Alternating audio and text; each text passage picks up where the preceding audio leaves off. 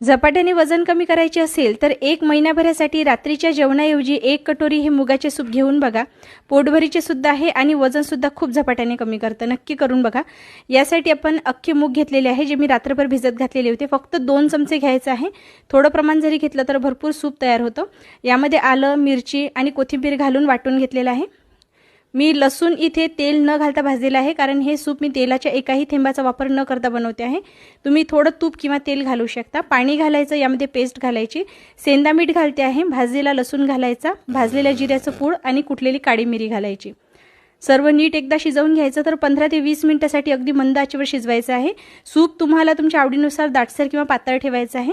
वरून मी भाजलेलं जिरं घालते आहे आणि सर्व करत असताना वरून भाजलेला लसूण घालायचा.